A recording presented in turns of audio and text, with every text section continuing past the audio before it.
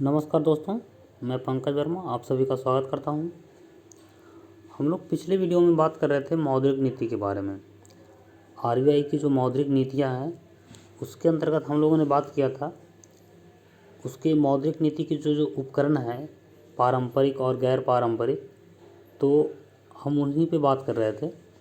तो हम इसके अंतर्गत डिस्कस किया था, जैसे CRR के बारे में, SLR के बारे में, OMO, बैंक रेट, उसके बाद repo rate, reverse repo rate, है ना, MSF। इसके अलावा और भी हेलीकॉप्टर मनी, हेलीकॉप्टर हुवर, नेगेटिव इंटरेस्ट रेट, इन सब चीज़ों पे बात हुई थी। तो हम बारी बारी से इन चीज़ों का फिर से थोड़ा विस्तृत रूप से अध्ययन करेंगे। तो आज हम इस वीडियो में CRR और SLR के अलावा हम बात करेंगे सरकारी प्रतिभूतियां पर, क्योंकि वो जो सरकारी प्रतिभूतियों का जो टर्म है इस वीडियो में आएगा, तो उसको थोड़ा सा समझने का प्रयास करेंगे। ऐसे हम सरकारी प्रतिभूतियां आगे और डिटेल से पढ़ेंगे, लेकिन यहाँ पे वो है क्या, इसके बारे में एक छोटा सा ओवरव्यू लेंगे। तो आज हमें तीन टॉपिक इसमें कवर करेंगे, 3 तथ्य, एक CRR, SLR और एक सरकारी प्रतिभूतियाँ। तो चलिए चलते हैं अब। तो आगे हम सरकारी प्रतिभूतियों के बारे में बात करेंगे, गवर्नमेंट सिक्योरिटीज़। ये होता क्या है? तो सरकारी प्रतिभूतियां जो होता है वो सरकार के लिए ऋण प्राप्त करने का एक उपकरण है। सरकार के लिए एक ऋण प्राप्त करने का उपकरण है जिसमें सरकार द्वारा आरबीआई को जारी किया जाता है। और आरबीआई जो है इसे बैंकों को बेचकर सरकार को धनराशि उपलब्ध करवाती है। यानी सिंपल ऐसे समझिए इसको, ये मान लिया जाए सरकार है और ये जो है आरबीआई है और ये आपका बैंक है। सरकार जो है सरकारी प्रतिभूतियां आरबीआई को जारी करती है। ये आपसे क्वेश्चन पूछा जाएगा कि सरकारी प्रतिभूतियां जारी कौन करती है? तो सरकार करती है। इसे बेचने का काम कौन करता है? तो सरकार द्वारा आरबीआई को जारी हुआ। अब आरबीआई जो इसको बेचना है, किसको बेचता है? बैंकों को बेचता है या वित्तीय संस्थानों को बेचता है ना। अभी बेचने के बाद ये जो राशि उपलब्ध होता है ना, ये धन इकट्ठा करने के बाद कैश डिजिटल फॉर्म में ही ये फिर इसको इस प्रकार से कैश यहाँ पहुँच जाता है। समझ रहे बात को? यानी कहने का मतलब है कि सरकारी प्रतिभूतियों के माध्यम से सरकार धन एब्जॉर्व करती है, यानी कि धन उसको जो विकास के कार्यों में है ना, सरकारी व्यय करने के लिए अगर धन कम पड़ता है तो क्या करती है? सरकारी प्रतिभूतियों के नाम से के कारण वो जो है धन उपलब्ध करवा लेती है। अब इसमें होता क्या है कि एक डिजिटल फॉर्म में होता है इस प्रकार से, है ना।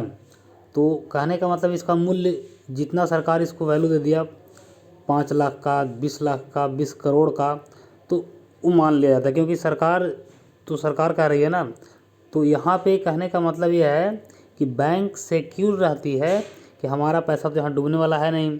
वास्तविकता है, अगर वो बैंक जो है अगर आम उपभोक्ताओं को ऋण देती है तो वहाँ पे बैंक को एक रिस्क होता है कि हमारा पैसा डूब भी सकता है।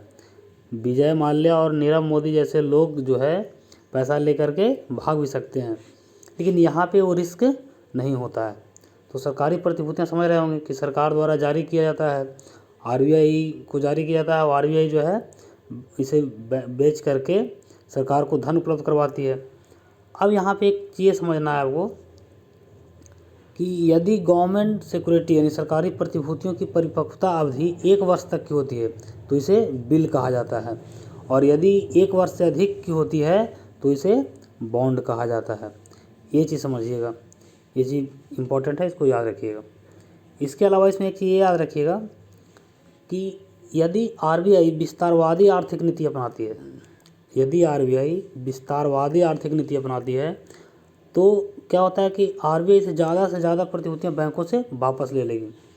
अब इसका मतलब समझिए, विस्तारवादी आर्थिक नीति, जैसे अगर बैंकों से अगर वापस ले लेगी, से ये आरबीआई है और ये आपका बैंक है, तो अगर प्रतिभूतियां जो है ये वापस ले ली तो इसका मतलब कैश बैंक के पास चला गया।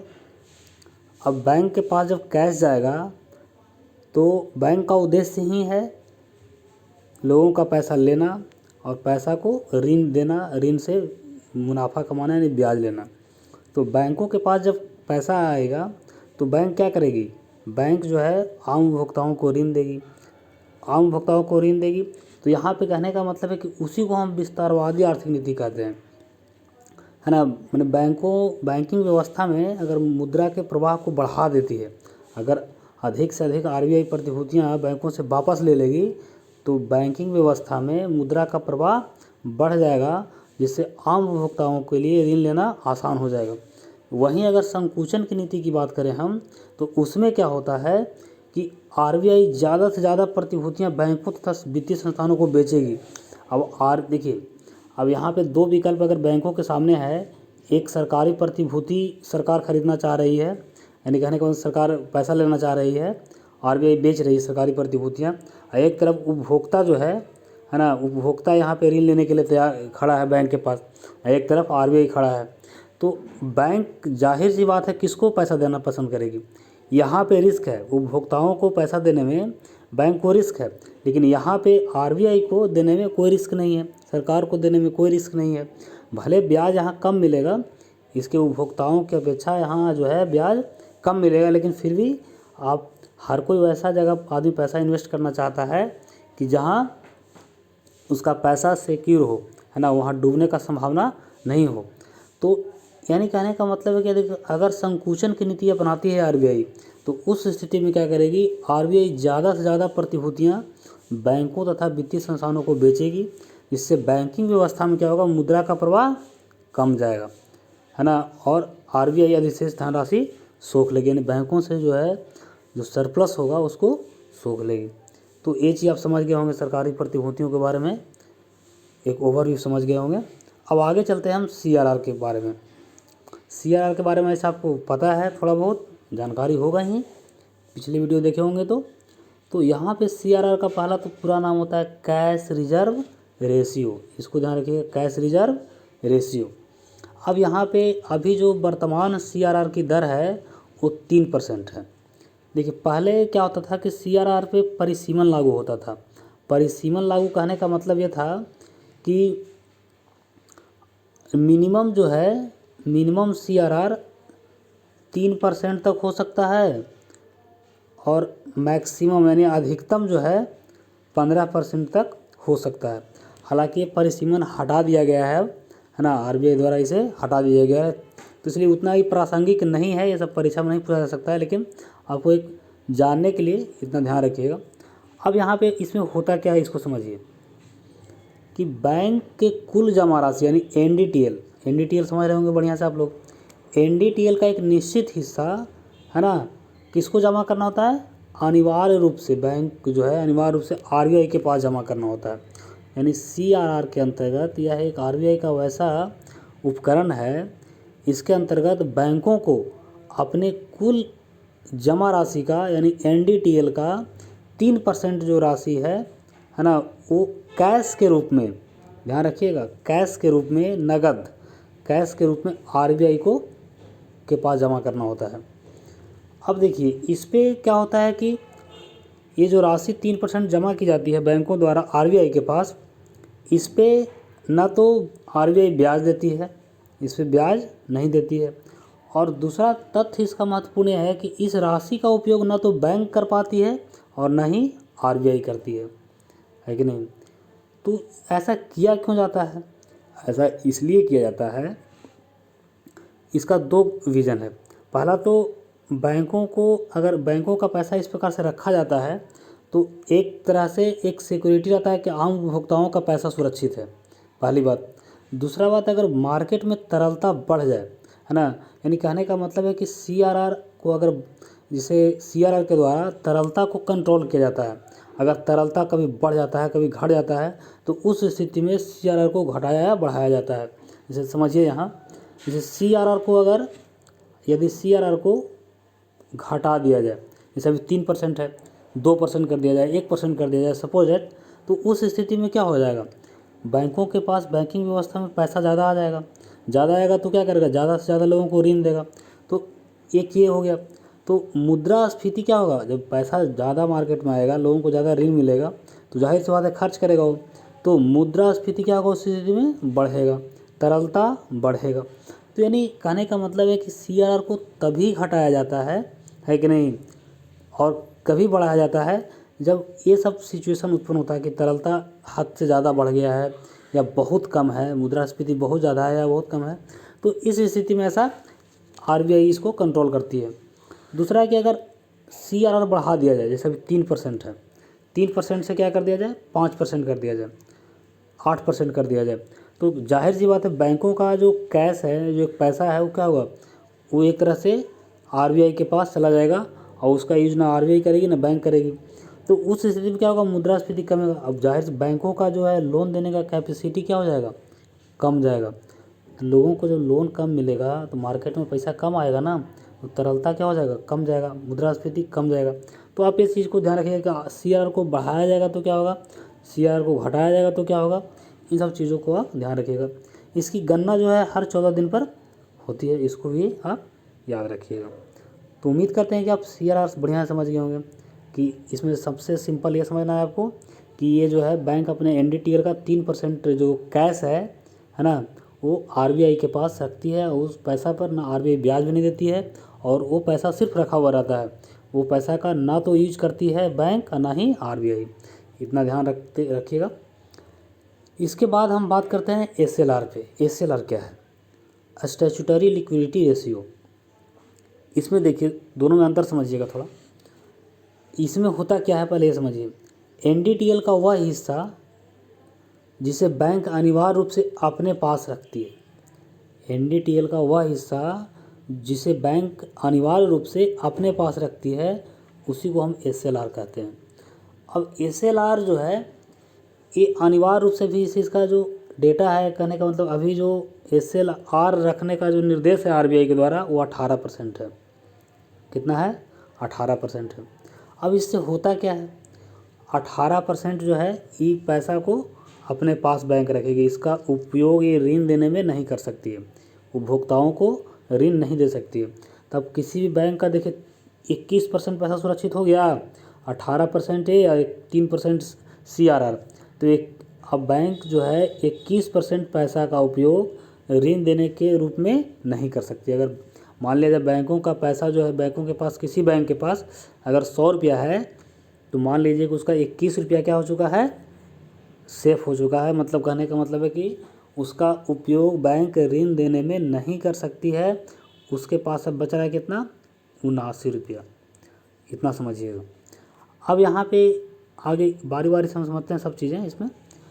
इसमें होता क्या है, इसमें ये होता है कि पहले की बात करें अगर हम, हालांकि ये चीज़ अब समाप्त कर दिया गया है। पहले इसमें परिसीमन लागू होता था।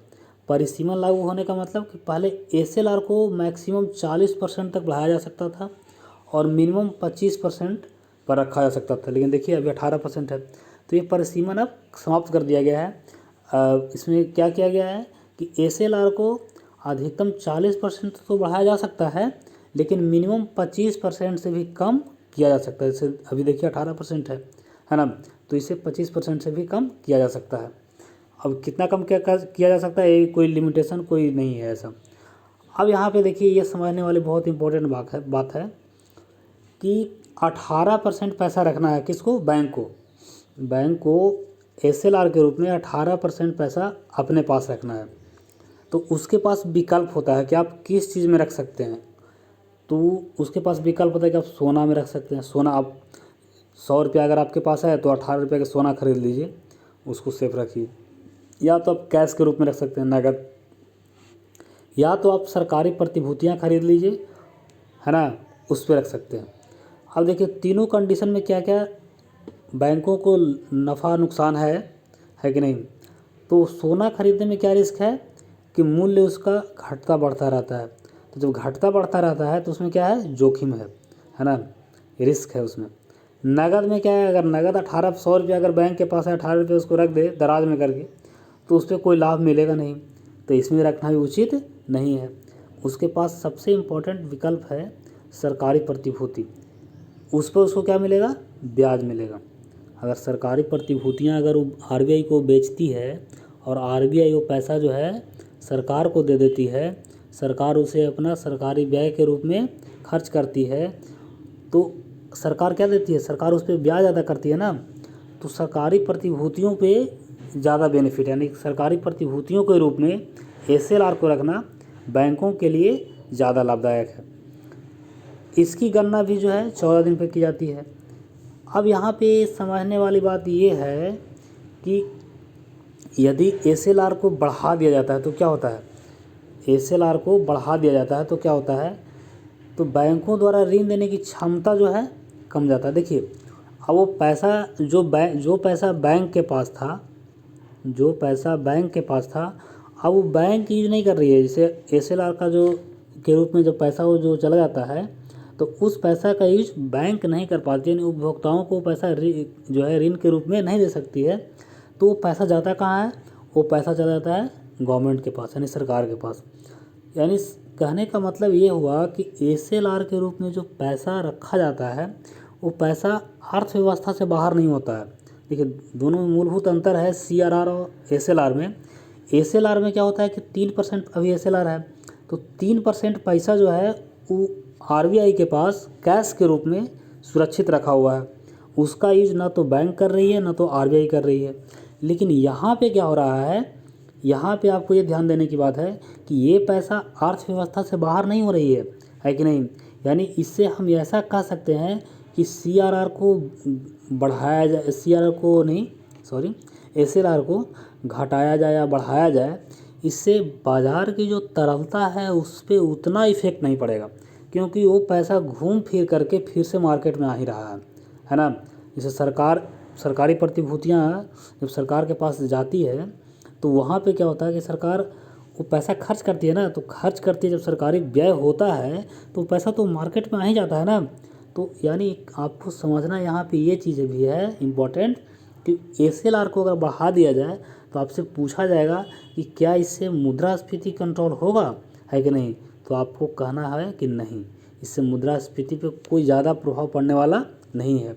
इससे तरलता पे, कहने का मतलब है कि ऐसा नहीं कि उससे तरलता जो है घट जाएगा या बढ़ जाएगा, क्योंकि पैसा ज्यों कहते हो जो पैसा बैंकिंग व्यवस्था में था, है ना, वो पैसा अब कहाँ आ गया है, सरकार के पास आ गया है बस। लेकिन बाज़ार में तो है ही ना। उससे सिर्फ ये प्रभाव पड़ता है कि बैंकों द्वारा ऋण देने की क्षमता क्या होती है, कम जाती है कि नहीं। बैंक जो है ऋण नहीं दे पाता है उतना, तो इसमें क्या होता है कि उपभोक्ताओं के लिए ऋण महंगा हो जाता है कि नहीं। ऐसे अब ऋण लेने वाले जो है 100 आदमी हैं और बैंकों का कैपेसिटी ऋण देने का 85 आदमी का है या 80 आदमी का है, तो जाहिर सी बात है अगर डिमांड ज़्यादा है और उसके पास वो चीज़ें कम है तो क्या होगा, महंगा हो जाता है ना। तो यहाँ पे ऋण क्या हो जाता है, महंगा हो जाता है। तो आपको ये चीज़ दोनों में सबसे मूलभूत अंतर समझना है सीआरआर और एसएलआर में, है ना। कि उसमें क्या होता है सीआरआर में कि उससे मुद्रास्फीति को, तरलता को नियंत्रित किया जाता है, लेकिन इससे जो है वो मुद्रास्फीति या तरलता को नियंत्रित नहीं किया जा सकता है, क्योंकि वो पैसा घूम फिर कर अर्थव्यवस्था में ही चला जाता है। तो हम आज के लिए इस वीडियो में इतना ही रखते हैं। अब अगले वीडियो में बात करेंगे हम OMO, bank rate, repo rate, reverse repo rate, MSF, है ना, ये सब चीज़ों के बारे में। धन्यवाद।